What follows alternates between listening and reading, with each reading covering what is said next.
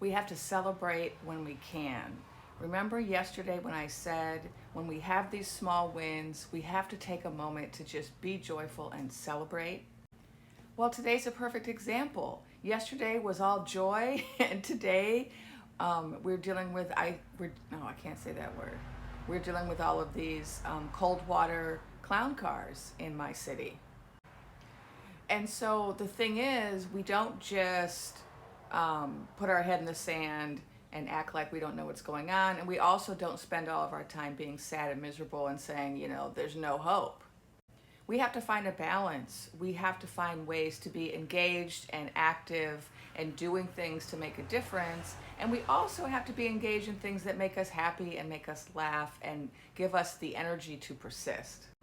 And so I laugh a lot on my channel, and I do silly things, and I tell stories, and I do film reviews, because keeping our psychic health while we endure what we're enduring is really important, right? So I've studied a lot of movements in the past, and I've been looking at them to see, how did they succeed? And I've seen a couple of things that they all have in common. And one is that it involved a whole lot of people engaging in small acts of resistance.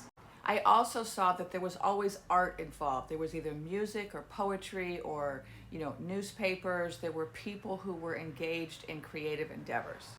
Artivism is a really powerful tool for movements, creating, theater, street theater, and, acts that really grab people's attention in a creative, beautiful way. But also what I've seen when looking at past movements is that the people who make change are the people who are able to go the distance, who are able to keep going and don't get defeated or overwhelmed. And so we gotta laugh. We have to laugh. We have to celebrate our little wins. Anytime there's any glimmer of hope, anytime things start to turn in our favor, that's the time to start celebrating. That's the time to start patting each other on the back and saying, yes, yes, yes, progress.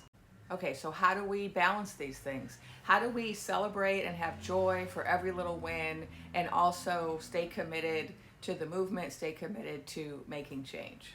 I felt like I wanted to talk about this today because it's like such a big shift from yesterday to today. All of this joy, and then today, distress, and oh my God, what's going on?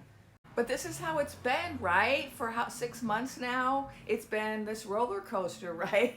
Up, we're down, we're up, we're down, we're gonna prevail, we're not gonna, right? This is just the nature of it. All right, so what can you do? I thought, let me make a video about what you can do and see if I can do it, being very, very careful with my language. So one thing you can do is make art. Are you an artist of any kind? Are you a street theater person? Are you a poet? Are you a visual artist? Is there some type of artistic production that you can engage in that would contribute to the persistence? That's something to think about. Is it making signs? Maybe you're not someone who's going to go to the people's parades, but you can make some beautiful signs to give to people who are going to the people's parade. Maybe you could stage some kind of street theater or some kind of, guerrilla art that brings people's attention to things that you think are important for us to be focusing on right now. Maybe you could start posting some of your songs or whatever on social media that are a part of the theme of the persistence. And now let's say you're somebody who is, and you can actually go out on the street, then you could actually get involved with organizations that are protecting the people from the cold weather clown cars, because if they're coming to your neighborhood, we've seen San Diego, Minneapolis, Chicago, we've seen that it's possible to protect people. And so if you have this at your disposal, how can you use it to protect? How can you use it to organize? And then there's so many other ways we can help. Like, how can you uplift people who are distressed or who are feeling depressed at this time? Can you offer them something? Like if someone is sick or they're getting out of the hospital or, they lose a family member, what do? We go to their house, we bring a casserole, and we call them and we say, how can I help? So we can do that with our neighbors who are, who belong to demographics that are being targeted. We can call them up, or we can say, hey, how can I help? We can call up organizations that are doing work in those communities and say, how can I help? And there's so many ways of helping that are direct and indirect. And so, like, just forming a knitting club in your neighborhood or some type of gathering of people to help people have a space where they can talk about this issue, they can talk about the persistence, and they can come together and laugh and share food is also helping. It's a marathon, not a sprint, people. We gotta find ways to keep going. But I just want to say I remain hopeful. So I know we're going through a lot and a lot of people are suffering, but I still remain hopeful. I see a crack in the edifice. I see us moving in a different direction as of yesterday. And if you look, there are a lot of other psychic streaming people who are getting the same information that something has changed, right? The supervillains are now focused on each other, and so now they're not focused on us to the same degree. Any story you read, any movie you watch where the supervillains start fighting each other, there's always a plot shift at that point. It's always a good movement in the story. And yes, there are lots of other villains behind the scenes that some people have been talking about in my comments, like Theos. And those who've been following me for a while know that I started talking in November about the Seven Thieves, about all of the merchants who have been an active part of this whole project of installing the emperor. And so it's not just Starboy, right? It's Theos, it's Bozo, it's lots of other clowns that are all a part of this clown show. And yes, it's not the case that I agree when people say, oh, it's not just these two. Of course it's not just these two.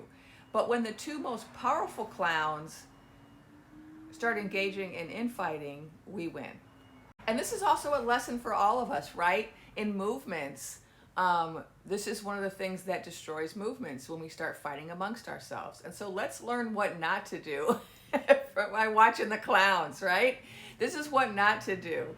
We need to get along. We need to find a way to get along during difficult times. And the more difficult things become, the more likely people are to start fighting amongst themselves. And that's because people are stressed out. This is another reason why we have to laugh and have art and have community and come together so that we don't get so stressed out that we start turning on one another. And that means self-care, and it also means taking care of each other, and it also means reaching out to community and friends and family and saying, hey, I'm not doing well today.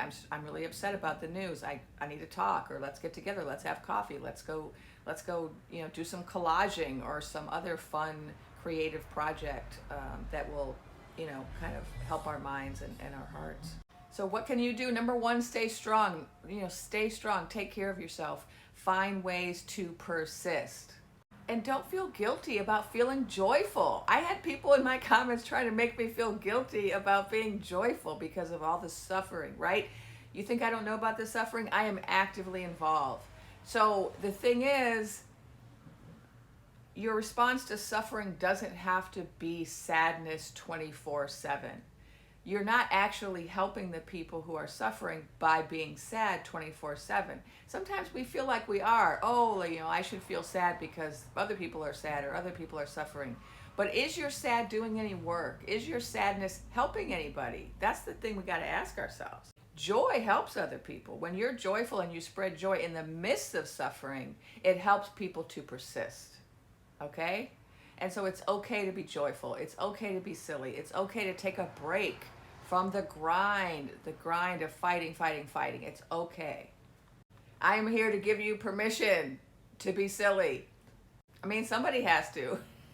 Apparently somebody has to give you permission to be silly and to celebrate the wins. Even if they only last a day or two, they're still wins.